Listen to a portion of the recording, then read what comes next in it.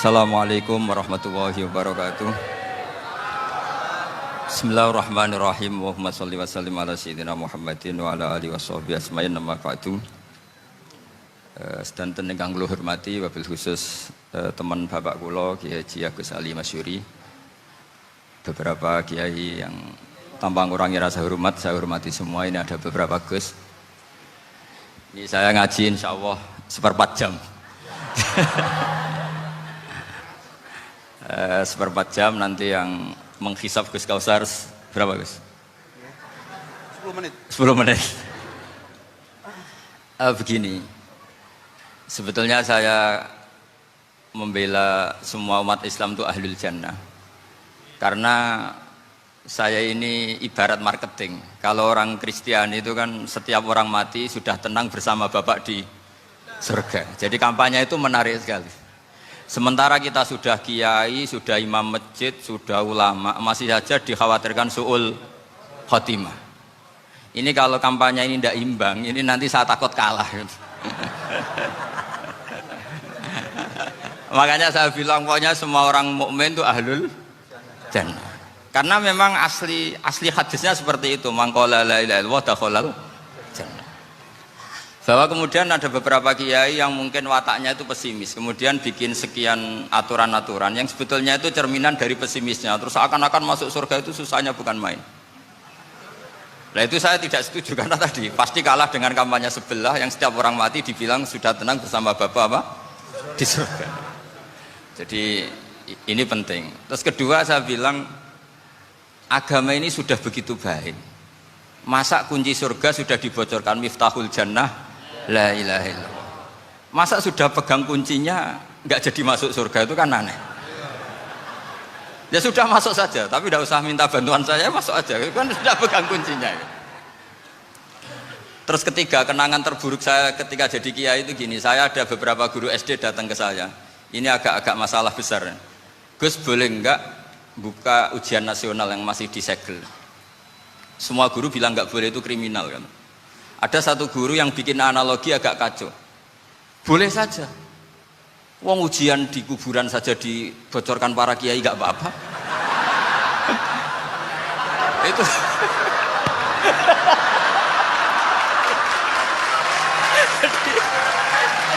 Tapi ini kriminal ya. Perhatian kepada kiai, nggak boleh memukul pemateri.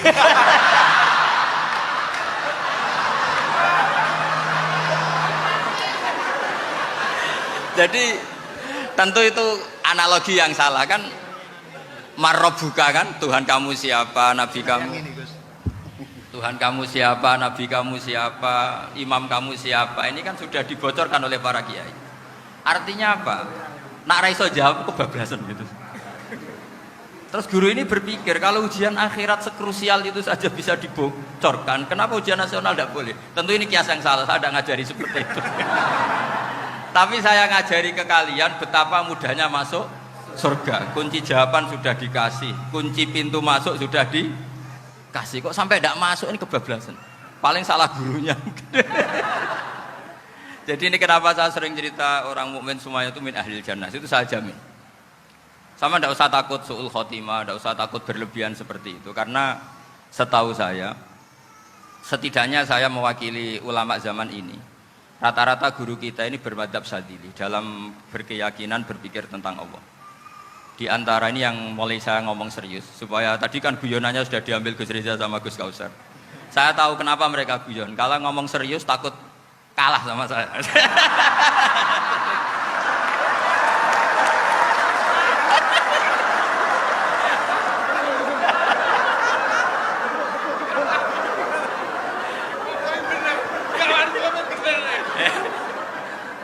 Karena saya ini sudah terkenal pemikir serius, jadi artinya itu satu kepintaran mengalihkan, ya, oh ya, sudah itu satu kecerdasan. Tidak hanya ngalim tapi butuh cerdas. Betul cerdas. Jadi itu bukti beliau ini cerdas itu. Saya berpikir begini, ini madzhab Syadzili. Kita semua tentu Syadzili karena kita semua ngaji kitab hikam. Kita tahu kitab hikam itu muridnya Abul Abbas Al-Mursi. Abul Abbas Al-Mursi muridnya Syekh Abil Hasan apa? Asy-Syadzili. Saya masih ingat betul makalah itu dan saya ulang-ulang. Setiap saya ngajar di sarang saya ajarkan ini. Kilali kata Abdul Hasan As-Sadili, saya pernah dapat hatif, dapat semacam ilham. Apa makna min syarril waswasil khannas? Itu kata beliau dijawab oleh hatif itu. Hatif itu nggak perlu diterjemah tadi ada karena tadi diajarin itu. Apa yang dihidupkan itu nggak perlu dijelaskan. kata hatif tadi, waswasun yadkhulu bainaka wa baina habibika. Yunsika altofahu alhasanah wa yudzakiruka af'alaka asai'ah wa yukassiru indaka dzatas shimal wa yuqallilu indaka dzatal yamin liya'dila bika an husni dzanni billah ila su'i dzanni billah. Jadi yang dikatakan waswas adalah kamu digiring untuk hanya ingat sisi-sisi kamu yang negatif, dilupakan bahwa Anda punya sisi-sisi yang positif. Misalnya seperti ini, mungkin secara fikih tadi banser-banser tegas, wah ini masalah lelaki perempuan dipisahkan gini-gini. Tapi kenapa Gus Ali bilang ya sudah gini gak apa-apa. Sebetulnya ada rukhsah itu karena ini di depan umum. Yang paling pantangan Nabi itu la yakhluwanna rajulun bimra'atin. Ini ada yang menjaminnya gitu. Malah khawatir saya di sini dipisah tapi setelah berduaan nggak bisa. Jadi toleransinya karena ini di depan umum. Itu masih ada toleransinya. La yakhluwanna rajulun bimra'atin. Begitu juga ketika kita dosa, misalnya kita dosa. Orang Islam setiap dosa itu pasti ingat salahnya, kemudian istighfar. Dan ketika satu kebaikan dibandingkan keburukan, itu kata semua ulama, karena sayyi'ah itu bernilai 1, kebaikan bernilai apa? 10. Itu masih surplus berapa? 9. Jadi itu cara berpikir Abdul Hasan As-Sadili. Kenapa kamu harus berpikir positif tentang Tuhan? Sekali berpikir tentang negatif, itu bahaya betul. Misalnya begini, kamu berpikir, tak rewangi, jadi kiai, sujud, rukuk, ternyata aku tetap lebu neraka, gunanya apa? Itu menurut saya kan gak punya akal. Sujud itu satu kelaziman menghamba kepada Allah. Normalnya seorang hamba itu ya sujud. Kemudian gara-gara kamu ingin masuk surga, terus logika kamu dibalik, gunanya apa saya sujud? Ternyata saya masuk neraka. Itu pertanyaan yang benar-benar bodoh dan itu menjadikan Allah benci. Logikanya dibalik begini. Ini saya ngomong serius karena ini bentuk kemenangan saya ini bentuk kemenangan saya. Saya berkali-kali ngomong di kota pelajar di Jogja karena banyak pengujinya juga. Bukan sekedar pendamping tapi penguji. Banyak yang profesor, bukan sekedar doktor, banyak yang profesor. Jadi biar ini dok. Begini, saya pernah ditanya sama seorang dosen, Gus, saya ini ngaji hadis banyak, tapi ada yang saya tidak paham, yaitu mangkola la ilaha illallah dakhalal jannah, ada kalimat wa in zana wa in saroko. Meskipun pernah zina, pernah maling. Ini kan seakan-akan mentoleransi perzinaan dan pemalingan. Terus saya bilang, oh makna hadis itu seperti ini. Jadi kebenaran absolut, kebenaran yang mutlak itu tidak akan terganggu oleh status perilaku seseorang.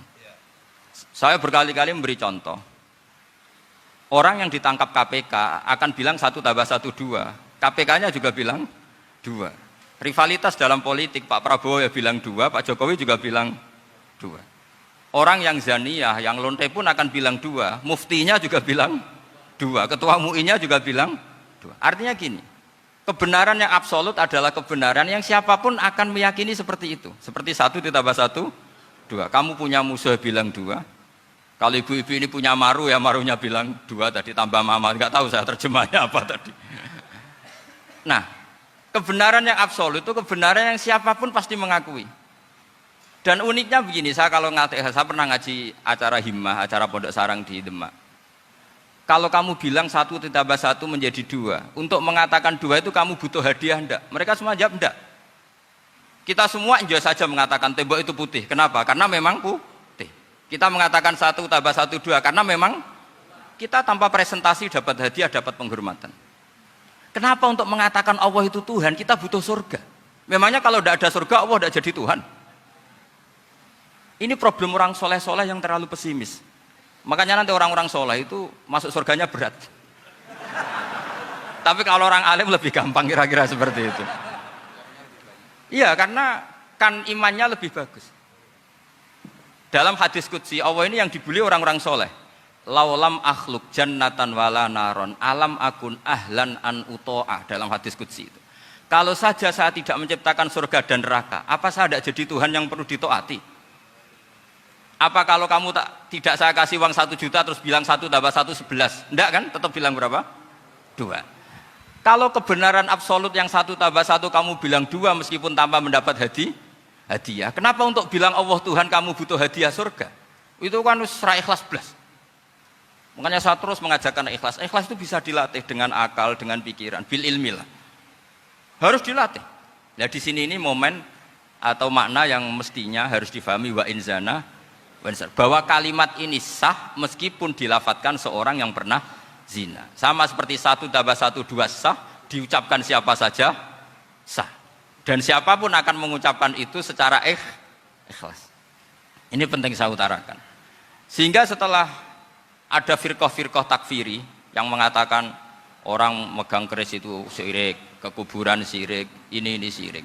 Itu salah besar. Salahnya adalah tadi kalimat-kalimat atau kebenaran-kebenaran absolut ini sudah jadi sibghatullah man ahsanu minallahi sibghah. Kalimat ini begitu absolut di hatinya orang mukmin. Sehingga ketika terganggu oleh hal-hal yang adat istiadat kayak pegang keris, kayak apa, ini tidak mengganggu. Tetap kualitas iman ini di atas keyakinan adat membawa apa keris. Kalau orang membawa keris menjadi syirik karena percaya sama makhluk. Orang misalnya kejawen kalau nggak bawa keris nggak nyaman. Orang kota itu kalau nggak bawa ATM juga nggak nyaman. Itu tidak dihukumi syirik. Kamu pergi lupa bawa HP nyaman enggak? Enggak, kenapa enggak dihukumi syirik?